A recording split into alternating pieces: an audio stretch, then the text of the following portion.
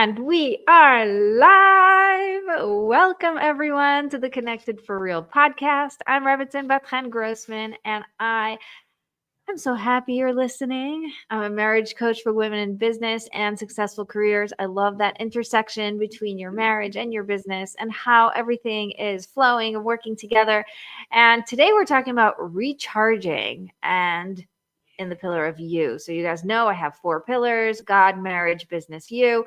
And we talk about each topic from 4 different angles. And today, for the angle of you, I brought Alyssa, and she's going to talk about what she does. So Alyssa, introduce yourself.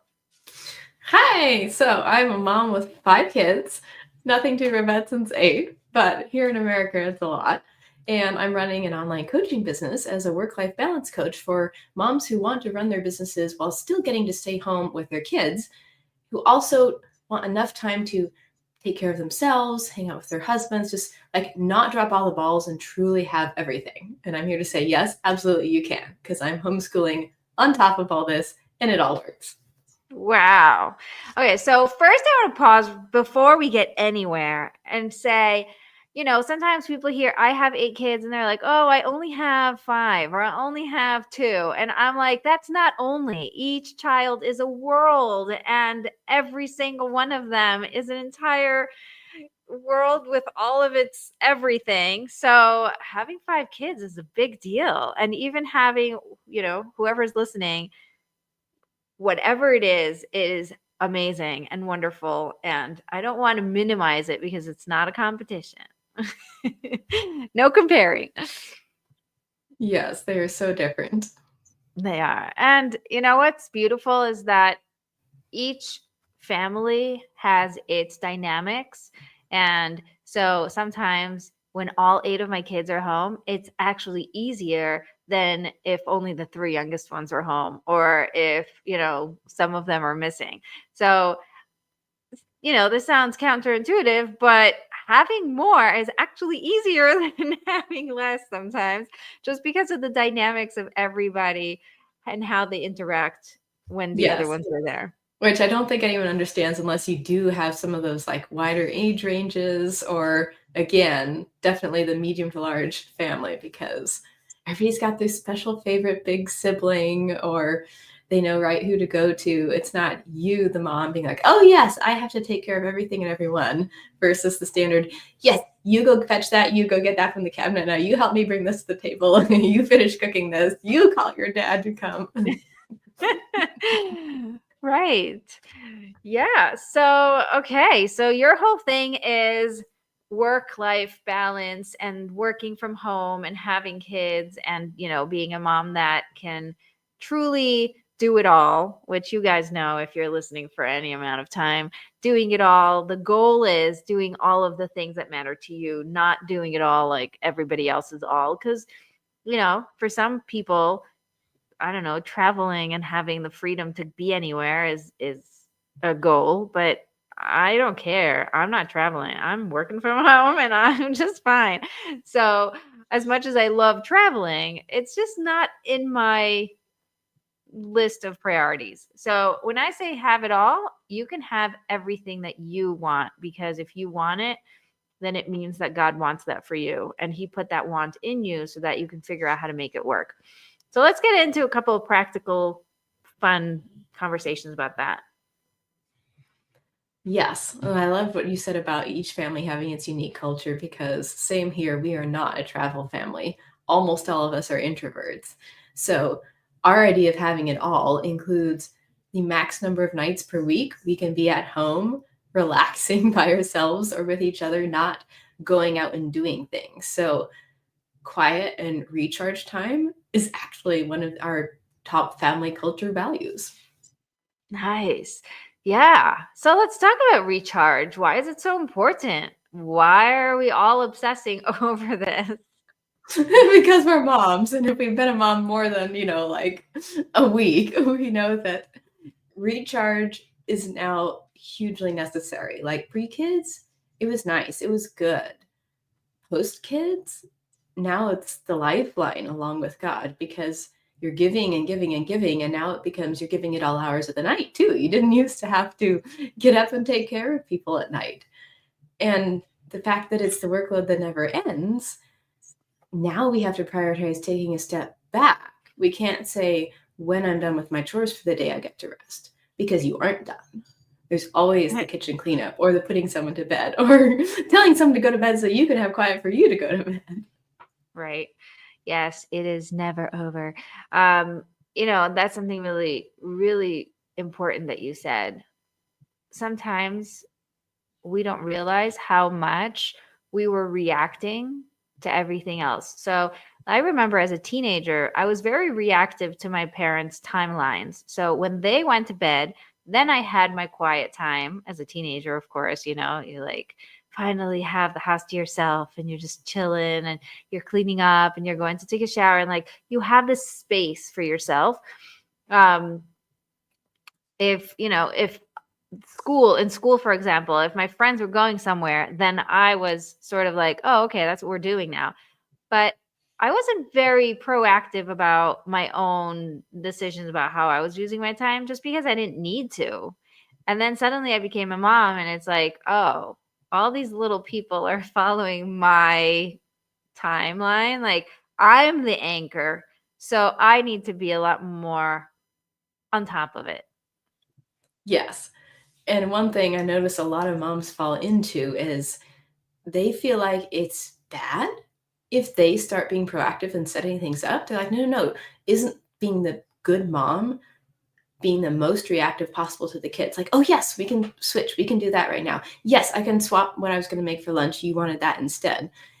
And it's this kind of warped way of thinking of it has to be all child-centric, as opposed to saying, well, God said you have your husband, and under him, you're running the house. And guess what? You get to decide what's best for the kids. And maybe it's better for your brain to not come up with what's for lunch every day 30 minutes before you need to make it, and instead have a 2-week menu or leftovers every time, because guess what?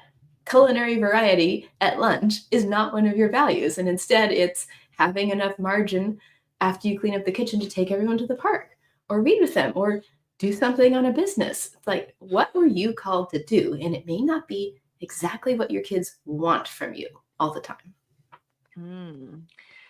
Yeah, I feel like a lot of people talk about leadership, and what we don't realize is that being a mother is a leadership role, right?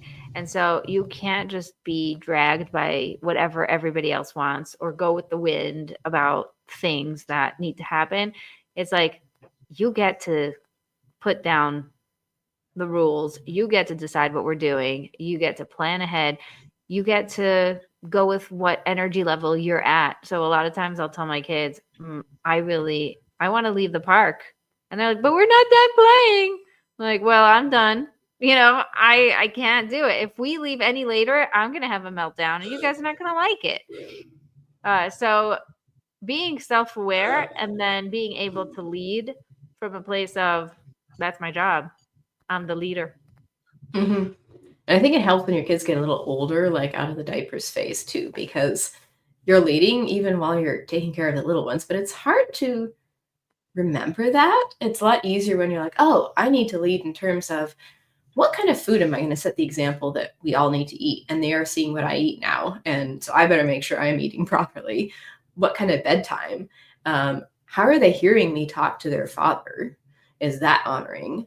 Do they ever see me connecting with friends, talking to other women? What about my devotional and prayer life? Like when they become more aware and they're not just thinking about themselves and like toddlers are, what do they see me doing? And how have I set up the home? Or they get older, like you and I both have teenagers. How am I leading them in the giftings that God has put into them? Like, how am I nurturing their character and what they may need for jobs or careers? It very much feels like like leadership then when you're dealing with the proto adults in your household. Yeah. Yeah, I love that you said that. And then I can hear some of the listeners going, man, but I'm not perfect, but I mess up all the time. But you're telling me that they're looking up to me and I am not that respectful, or I'm not doing the thing, or I go to sleep so late, or I stay up on my phone, or I'm sitting there scrolling and the kids see me and it's bad. And I'm feeling a lot of emotions about it. Can you pause for a second? Like, not pause the podcast, but just pause and take a breath, right? Because if God wanted your kids to have perfect mothers, then you would be perfect, right? Like, God doesn't make any mistakes. If the kid needed a perfect mother, he would get a perfect mother, but he doesn't. He need a normal human mother. And he needs to see you struggling and living your life and doing your thing and also working on yourself, because guess what? Life is always going to have those inner struggles, and your kids need to see how you handle it, and how when you make mistakes, you know how to fix them up. And when you aren't respectful, you can sort of own it, and you can take a break, and you can sort of be honest about, hey, I really just need to go away right now. Like, bye, right? Being vulnerable like that is leading in the most beautiful way, because it gives them the behind the scenes of how it actually is done. Yes. And even maybe pivoting that a little, if you learn best by experience or by story, think of the story effect of them watching you. Say you never exercised ever, and you're like, I really should take care of my temple, blah, blah, blah. And you finally start when they're 13 years old, and they see the difference in you, the before and after. You think they're not going to remember what exercise really does for a person? And then when they're older and realize, oh yeah, I've been slacking, or I never did start. Oh, that's right. But mom never did either. Then she did. And look what it did for her. Like, your imperfection, but where you are in the journey, committing to keep working on yourself, could be the very thing that stops them from having to go as far as you did before they catch themselves. That's so beautiful. That is beautiful. So the obvious example is your phone. When your phone needs to be charged, what do? You recharge it. So how are some of the ways that we can recharge? I like proactive, preemptive recharging. So don't wait till you're in the, if someone says one more thing and asks me one more question, I'm going to fly off the handle. Where do you need to change things about your day so that you aren't overloaded yet? Like you said with the park outing, maybe you need to be cutting them all 15 minutes shorter, because you can handle that much time at the park, but you can't handle all the questions on the drive home from the park. Or perhaps you need to not do the park right then at all. You need to bump it earlier in the day, maybe much later. You can ask your husband to take them to the park instead. Like, what have you been putting on your day that is so overloading you? And what are ways you can shift those things to make it easier? Can you get the kids involved in cleaning up after lunch if it feels like this giant, huge hassle to clean up the kitchen before it's nap time? What can you do, thinking outside the box, so that you don't feel like you're in mommy martyr mode and you're not in, I just need to put up with this and serve my family mode? No, no, no. Remember, you are leading and you have finite energy reserves, and God is very well aware of that. So how does he want you to live? Like, not saying, it just missed me my Christian maturity that needs to get worked on if I'm always out of temper when I'm prepping supper. It's, oh, well, yes, you need to mature as a Christian, but also maybe you need to change something about your day so you're not blowing up at your kids every single evening. Like, maybe that should be the unusual thing. And maybe you could prep the crock pot earlier in the morning when you had tons of energy, and then you're not scrambling around at 5 o'clock or whenever you eat, going, I can't handle this. I don't want to think. And they're complaining that I'm cooking this again, and now I burned it, or, whatever. Like, what can you change about your day so that it's not pulling you so low emotionally and in your physical capacity? Because I think that is God honoring. It gives your kids a much better memory of you as the mother if you are as filled up and recharged as possible. So for me, my youngest is 5. We don't need naps anymore. But you know what? Everyone still has nap time, quiet time. It's called Everyone Go Off in Your Rooms, since we're mostly introverts. You don't have to do chores. You don't have to do schoolwork. You can recharge, because I am going to recharge, which means I am not doing chores. I'm not answering your questions. I'm not breaking up the sibling fights. I am just saying, this is my time, so you get to have your time. We do not have to go all the way through supper, baths, and bed without a break. So I'm going to take 2 hours right now in the afternoon when it's still work hours for other people, because I'm a work from home mother and I get to. Right. Yeah. A couple of years ago, my daughter had her birthday. I don't remember which one it was, which birthday. Maybe she was 14 or 13. I don't know. But I said, we believe that on your birthday, you have the power to give blessings. So I said, give me a blessing. And she said, I bless you that you take a nap every single day. And I look at her, I'm like, what? I can't do that. And she looked at me and said, when you nap, we could tell the difference. So give yourself permission to nap every single day, and your every day will be amazing. And I thought, wow, I had to hear it from my 14-year-old. Like this was, and I was not feeling very confident about napping every day because, well, my husband says you're not supposed to nap because it ruins your night, or you're not built for napping. Whatever, his theory is about you should just sleep when you sleep and then not have to nap. But we're very different in personalities, and we also have very different needs. So he doesn't wake up in the middle of the night to nurse, so he doesn't have to nap, right?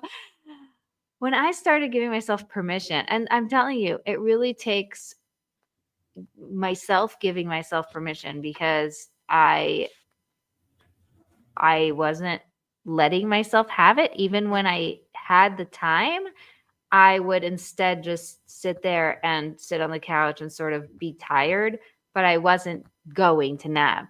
I was being tired or just resting. But that resting wasn't the same. The quality of rest, even if I don't actually fall asleep, if I'm in my bed and I actually get into pajamas, like I will stop everything and go into nap mode. It changes everything. And ever since then, I've been really very consistent about napping, because she's right. I work at night because of the hours, right? And Israel America hours are 7 hours apart. So a lot of my clients are at night. And I also can, like you said, I'm working from home. Nobody's sitting there like counting my hours or waiting to see like what I do between 2:30 and 3:30. So I really appreciated that she gave me that gift. It really was a blessing. And like she said it so well, we could tell the difference. Your kids could see it. Yes, which is what you want, both for them to have the memories of you as the mom who did make that difference for yourself, and to use that as a reminder of, now when she becomes a mother, she remembers she needs to do something for herself. And it might be nap if she takes after mom, but it might not be, but she needs to, because she can remember how mom behaved when she didn't nap. And Right. It's what people like to call a self-care. It's you're filling yourself up so that you can keep serving the people God put in your life. Right. Yeah. Yeah. I think about old me and new me, like somebody, okay. I have to tell you guys this. This is hysterical. I'm launching now. And I have a program called Balance for God's Sake, where I work with women for 3 months in a, awesome program. One-on-one. Everything's private coaching. And one lady wrote to me an email. She said, well, the problem is that you're so successful and you've always been so successful. So you don't actually get it, because I am, a failure and I can't do things, and everything I try, I haven't succeeded and whatever. So I said, and then she said an example.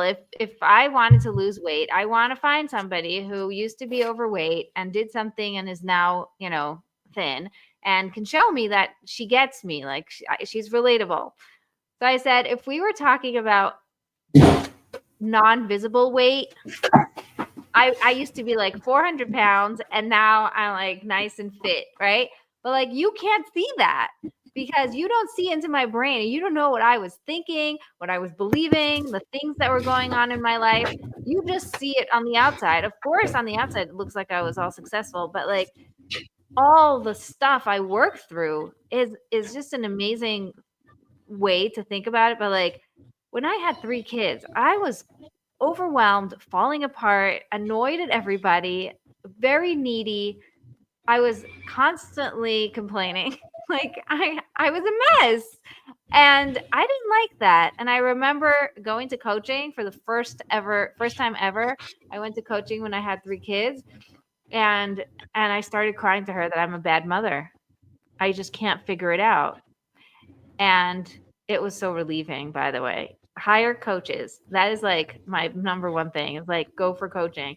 And at that time, I didn't have money. I found someone who was learning to be a coach and I allowed her to do her stage on me. So it wasn't as if, it has to be this like gigantic thing.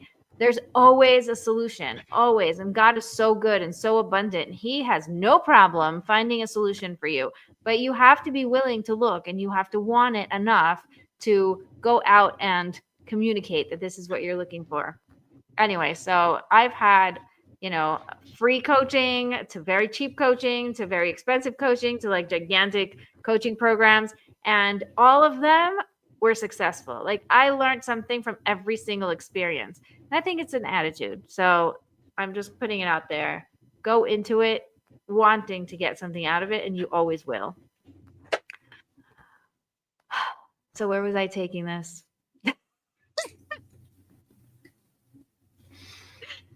And my brain. Anyway, I don't remember, but oh yeah. So the little tweaks that I have done along the way, especially my oldest daughter, because she lived through this as a kid, right? She knows what it was like and how I am now. I take a walk every morning and I talk to God and I pray and I take a nap, and I'm a lot more authentic to the things that work for me and don't work for me. So I'm no longer trying to do things the hard way. I've become a completely different person, and she's able to see that. And that, like you said, that's a gift. That's a real gift. 100% agree. I do see that we have some listeners who are listening live. So I'm just going to put this out there. If you have a question or if you want to comment, you can do that and we will actually see your comment.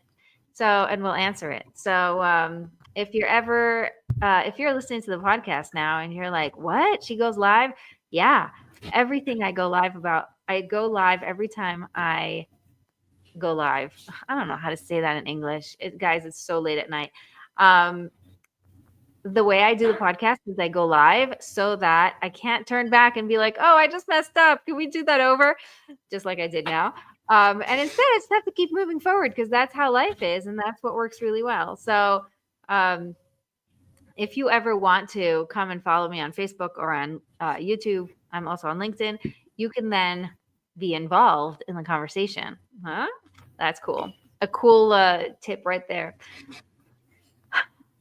Okay, so as promised, I want some practical, great ideas for like in the moment recharge, because sometimes we can preempt it like we've been talking about until this point, but then sometimes we get to a point where it's like, like now it's 9:10 at night. I've had a long day. I've had a crazy long week. We went through so much drama. There's a lot of personal and then also outside world stuff, and it's all sort of swirling inside me.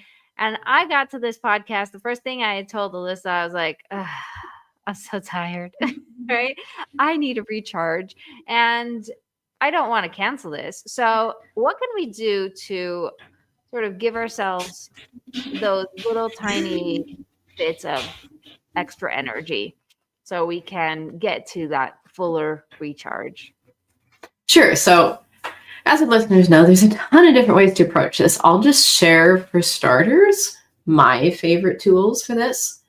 Thing number one, to at least jolt me out of the I'm so tired, day went wrong rut, is listen to maybe a meditation or visualization kind of a thing, because I need someone else reminding me, like, take a deep breath, relax your shoulders, like, try to mentally drop off the cares of the day and untense yourself.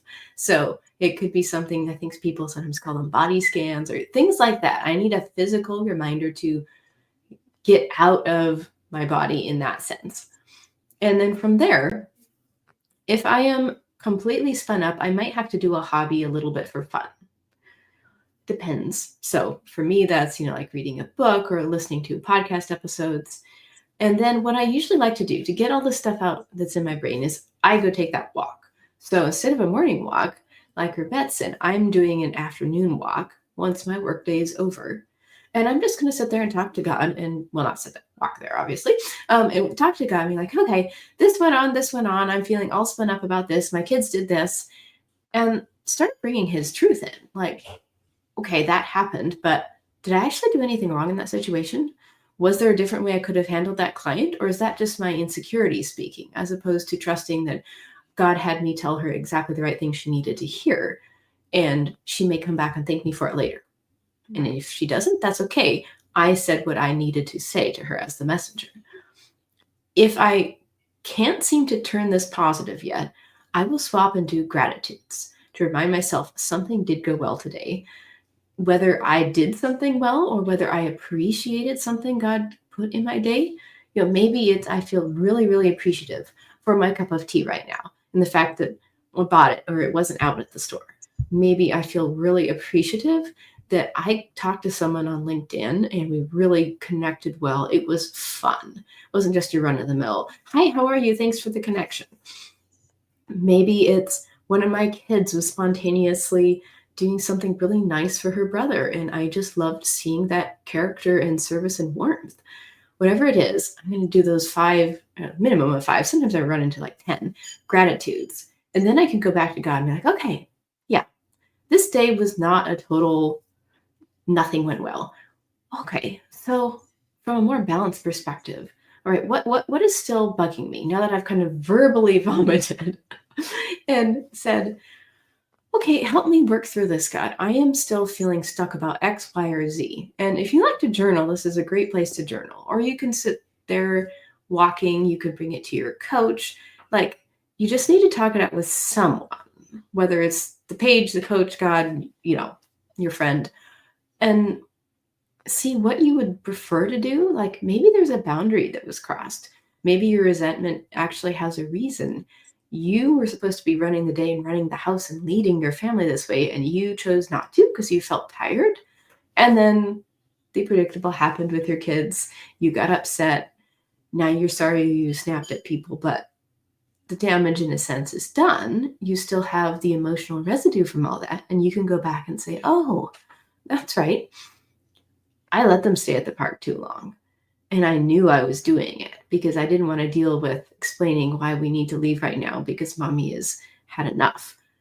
And I overloaded. Okay, so mental note to self, I need to keep to that. It is very important for me to keep to that. And then you just say, okay, moving on from that chapter of the day, what else was going on? And I mean, sometimes I walk for 40 minutes, sometimes it's 25, just however long I need to process this all out. And by that point, I'm ready to either swap back to making supper, taking care of the kids, doing other business work, depending on where I am in my day, or maybe I can go and flop for a while and have more free time. But that getting through the emotional gunk, in a sense, is what really helps me recharge. And then knowing that later in the day, I will still have time to, sit down and read a book for a couple hours, something like that. Like, this is not hobby time, but it's because you won't ever fully enjoy your hobby if you're still mentally spun up inside and tense and feeling the frazzle and all that. Right. Oh, I love this. What comes to me is that when people think of recharge, they think of I need a 3-day vacation where I am away from everything and I am, whatever, at a spa doing the things and nobody's bothering me for the next 72 hours. But like, it's nice. I'm not going to say it's not nice. I love retreats and I have actually made my own and it was really beautiful and successful. And I would love to do it again once my baby is old enough to, that I could leave her here. But there's also something so powerful about sprinkling these recharge moments within your day. So I told you guys that we've had, a hard week, a hard day. It's just, lots of stuff going on. And that's mine. Sorry. And today I started feeling a headache, a sinus pressure, like my body is telling me to slow down.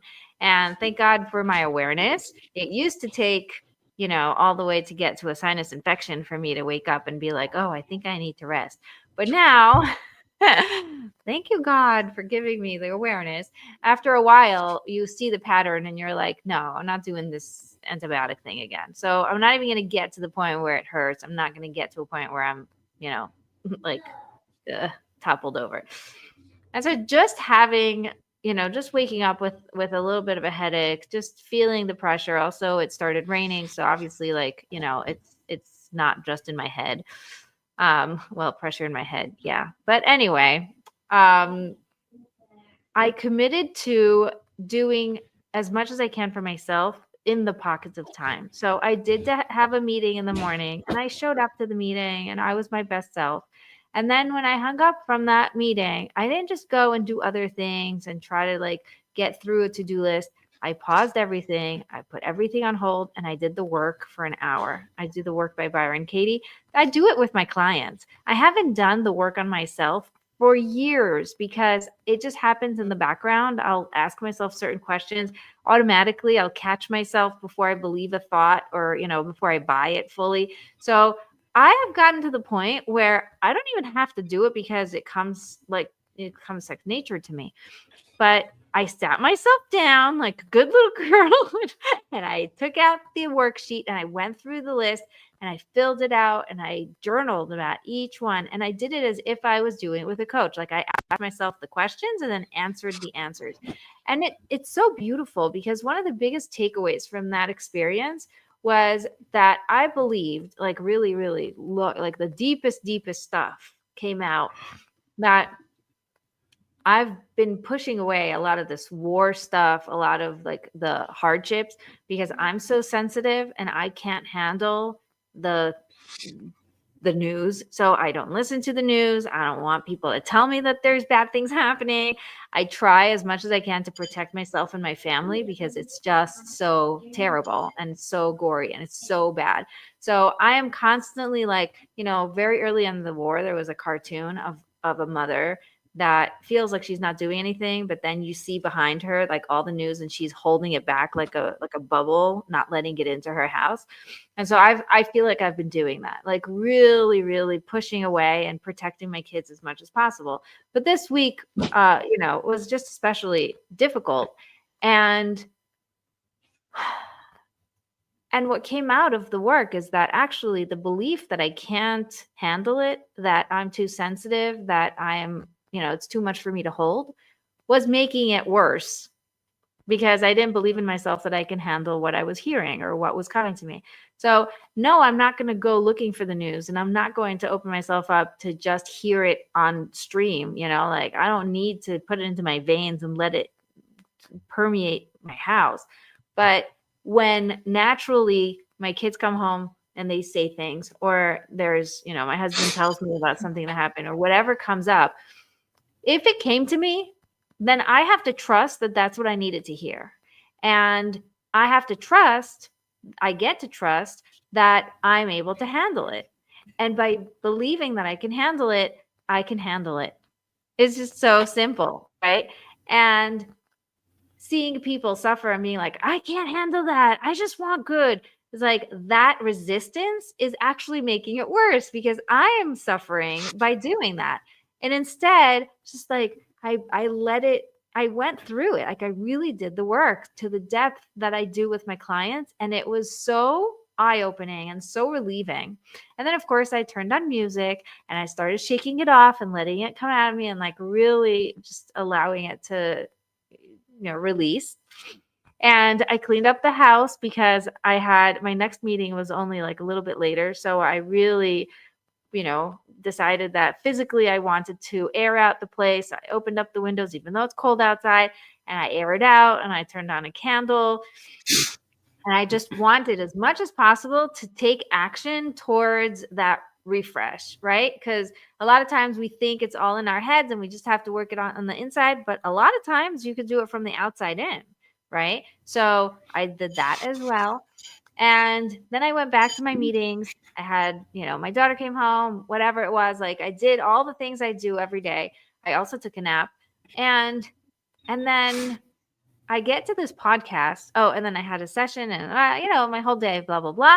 And then it's now 10, like, I told you, it's like after 9, I get to this podcast and I thought we were starting at 8, but it turned out we were only meeting a half hour later. So instead of going back down, being like, oh, I guess I have a half hour, I could still do more work, like, housework and kids and stuff. I was like, well, I already disappeared, so let me just stay here. And I turned on my own meditation from my meditation library. And so I love how you say, see if you could do a meditation. I just went to the latest meditation and, in my library, I have a list of all the meditation. I just like clicked whatever it was.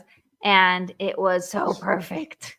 I love when that happens, when it's like, I don't even know what that was, like which one this is, but I just did it.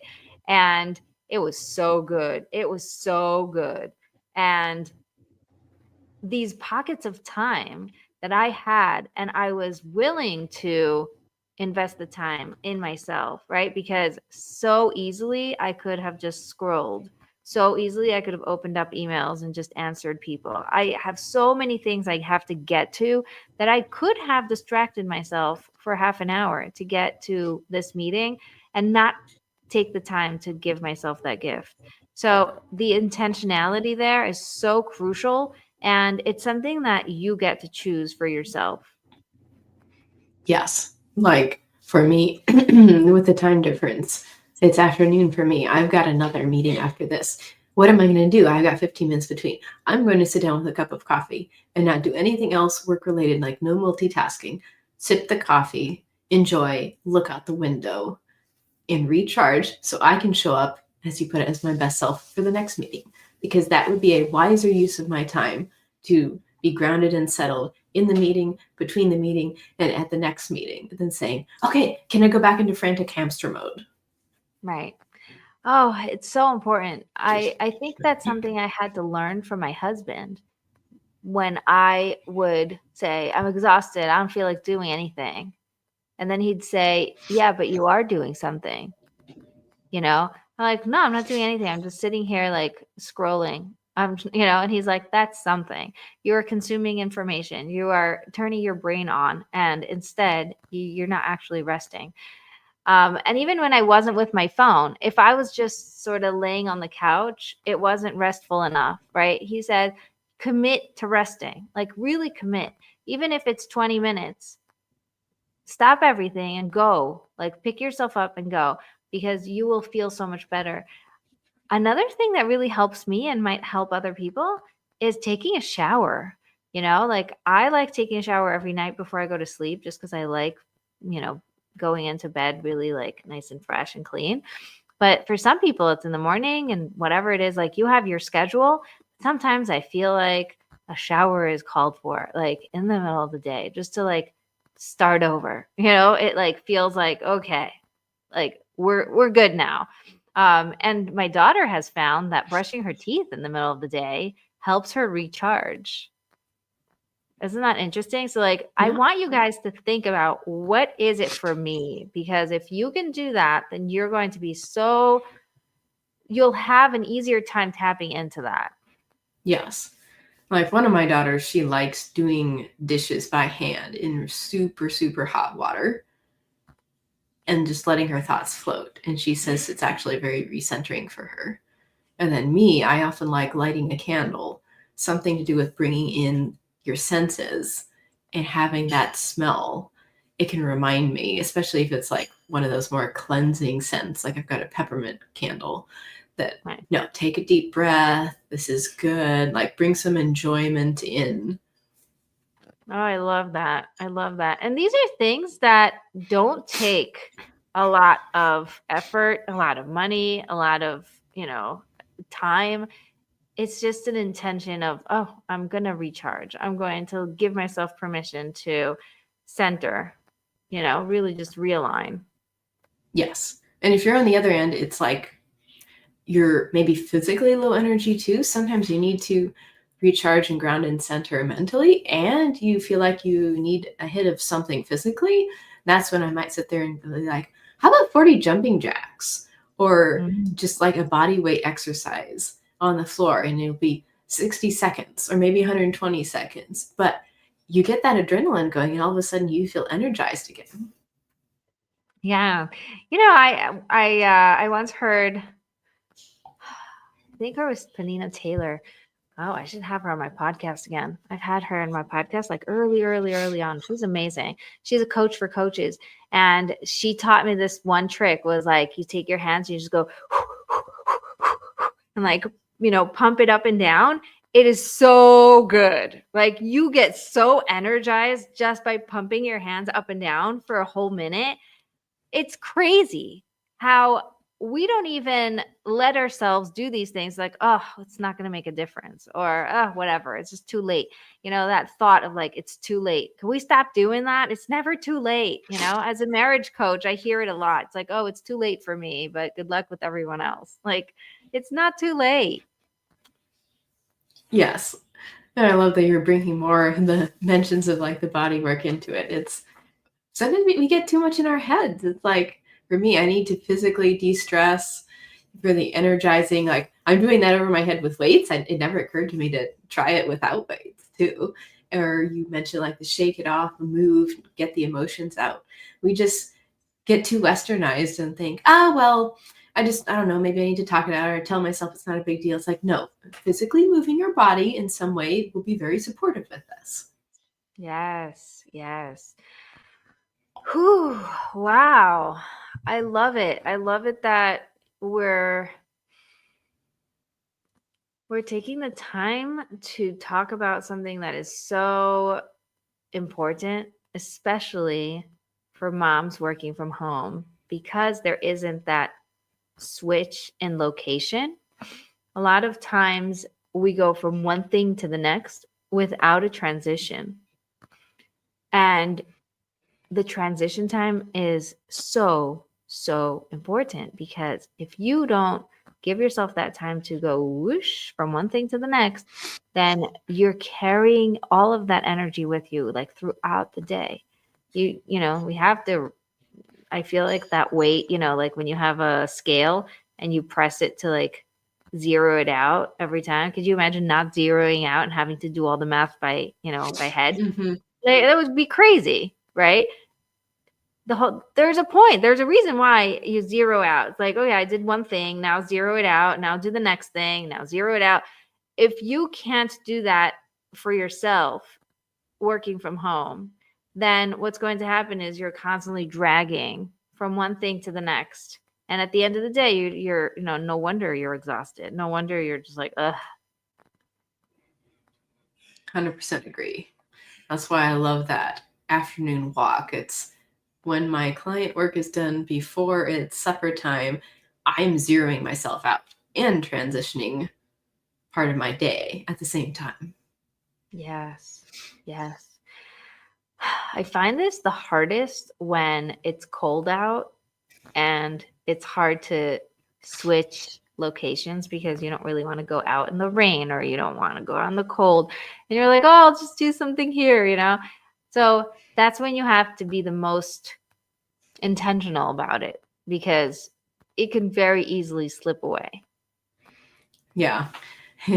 I will admit here, I do my walking inside the house because that's the time of day when I can kick someone out of one of the big enough rooms in the house. I can just like walk a horseshoe circuit over and over and over. That's funny. That's funny. If you do have a chance to go outside, even if it's cold and even if you have to bundle up, I highly recommend it because there is something really powerful about not having anything above you Mm-hmm. and feeling that limitlessness in that space above your Mm-hmm. head. It opens up for ideas, for new ways of thinking about things. It's so incredible. Yes. Yes. My husband always does his decompressing physically outside. It's like, does not count if you're cycling indoors. It needs to be outside in nature, like by water. Yeah. Oh, I wish I could have water. Water is such a great way to recharge. Can we just take a moment there? Drink water. Sometimes just taking a drink of water will recenter. It will hydrate you. It will recenter you. It will give you a moment with yourself. It is so cool. Like we said, taking a shower, taking a bath, brushing your teeth, washing your hands, washing your face. I did that right before we started, right? I was like, oh, gotta wash my face, splashed water all over me, and like, okay, I'm ready now, right? Water is so powerful because it's a built-in therapeutic substance, right? Like God created water to be therapeutic. It's why people have fish tanks in their house. Water is really, really beautiful. And going by a lake, going by a stream, just watching a waterfall, all these things. And something I realized when I was a teenager is that God has built in water therapy for us. When we cry, water comes out, right? So it's a little far-fetched. I know some of you are going to be like, uh-huh. But, you know me enough to know that, hey, this is working, okay? I like it. It is so therapeutic when you're crying to get those tears because it's almost like the system is working itself, right? You're getting it out. It's healing. You feel so much better after you cry. It's just extremely powerful. So if anytime you want to recharge and you don't know where to start, you could just think water. Like, what's water around me? Yeah. And if you need to, do it the chore way, teeth brushing, washing dishes. If you have the space for like the shower, or just like I heard of someone say, like, turn on the faucet in your sink, put your hands under it, and then watch the water spill into and overflow your hands. I love that. That's cool. Don't waste too much water though. Yes. Yeah, but that's very cool. We get so stuck in a cube when there's a lot going on and we think that it's all in our control. And then as soon as you get out of that and open up to God and to the infinite amount of ways to reconnect, everything is a tool for reconnection, right? I remember I went to a bunch of retreats like throughout the years. And in one of them, she said, we're going to put on music. You're going to have to pick the first item that comes to your vision or whatever, like to your attention. And then the music is going to stop and you're going to stare at it for, I think it was a minute or 2 minutes. And like, you can touch it, you can move it around, you could study it, but like, this is your focus now. And it was so cool. It was so cool what happens in 1 minute of just studying an object that would otherwise just sit there in your house or, in the office or whatever. And everybody then had to say what came up for them. And this woman got, she just like out of the blue, she was walking around, saw on the bookshelf there was a speaker, like a brand new speaker in its case still. And the name and the logo and the words that were there were all things that she was praying for, like all things that she was talking about. I was like, amplify and, whatever, like the location where it was made was something about her kids, and like everything had something to do with her life. And it's like, there is nothing random, nothing random. Like I'm sitting here for 2 minutes studying this thing, finding all these like click moments of like, whoa. And then when she said it over, it was just so memorable for me to realize you can do it on anything in any situation. Just pause and look around. That's a really neat story. Yeah. Yeah, it was so freeing and empowering at the same time to be like, no, God is sovereign. So everything that happened today happened for a reason. If I don't like it, there's a lesson I needed to learn from it. How was I supposed to respond to it? I am not responsible for everything that's going on. Like maybe you've got the business, you don't have enough clients. Maybe there's something going on with one of your kids. You're like, shoot, none of my parenting strategies to date have worked. Like, no, remember, God's in control of everything that happened. This isn't catching him off guard. He's not powerless to help me fix this. He has so many ways to convey that knowledge to me. What if I opened up and asked or got quiet and listened? Right. Whew. Wow, we took that pretty deep right there. My favorite go-to in a moment of like everything's flying and everything's all over the place is just using the grounding method. Like you have a grounding wire in the electricity. So the idea of a grounding wire is it goes to the ground, right? Like if there's ever a thing, it just goes shoot down to the ground. And so I just like take a deep breath and do that down to my feet. It's like zoop, all of the static electricity noise thing that's going on in my brain. It just goes whoosh down into the ground. And I ground my feet. I take a deep breath and I go whoosh. And it takes like split seconds. It does not take that long to do it, but it creates space for new thoughts, for new reality, for seeing things differently.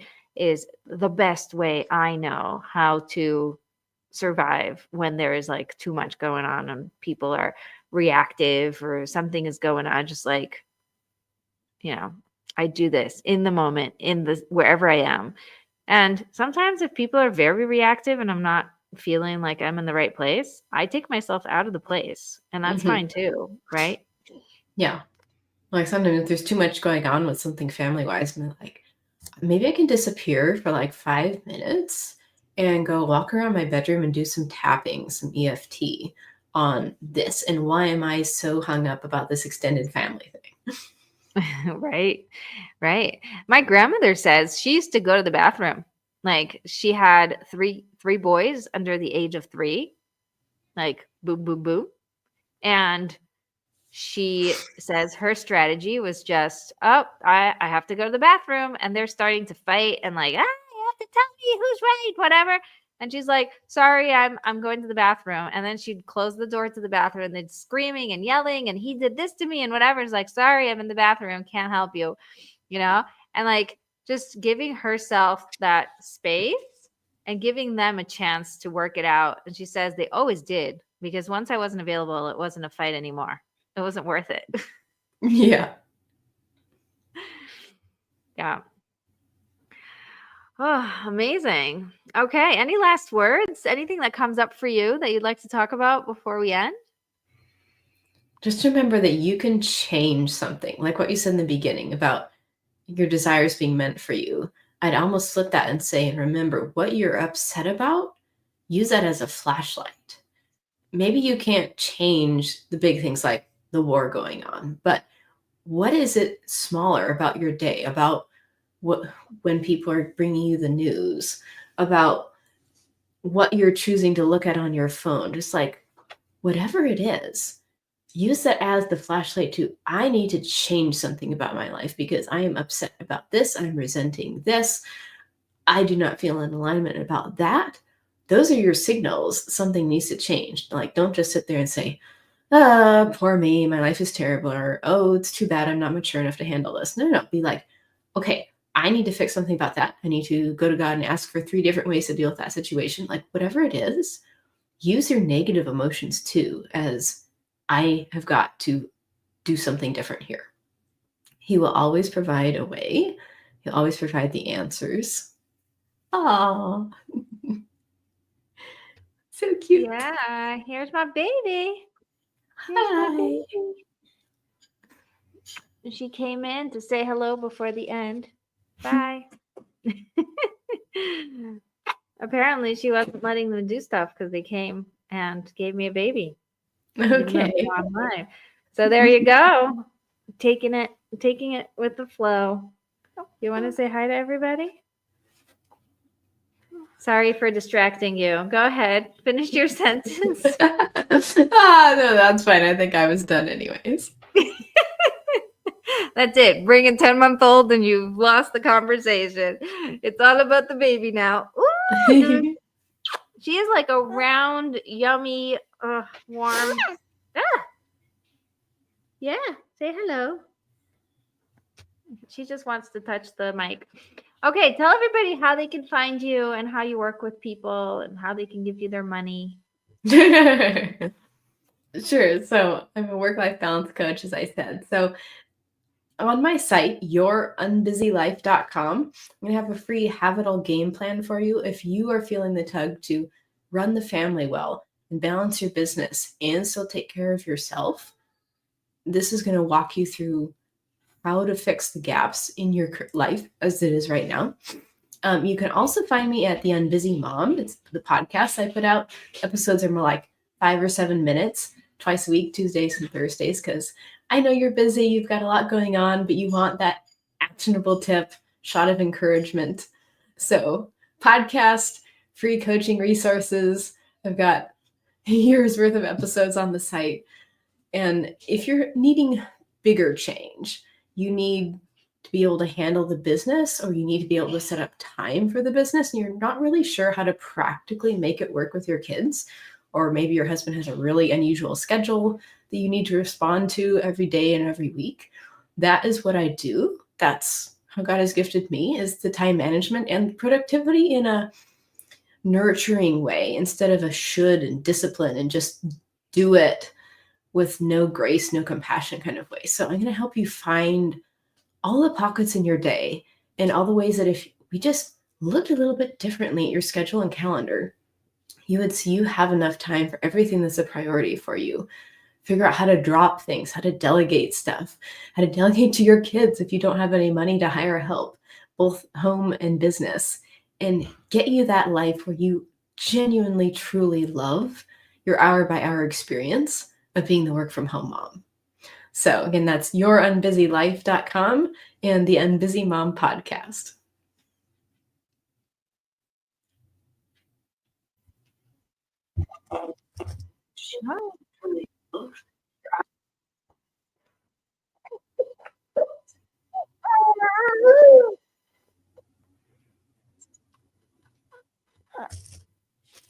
That is amazing. Can you hear me? Can you hear me? Yep. I think we're having internet issues. Oh, lovely. Not sure you can hear me. No, I can. Well, if you can't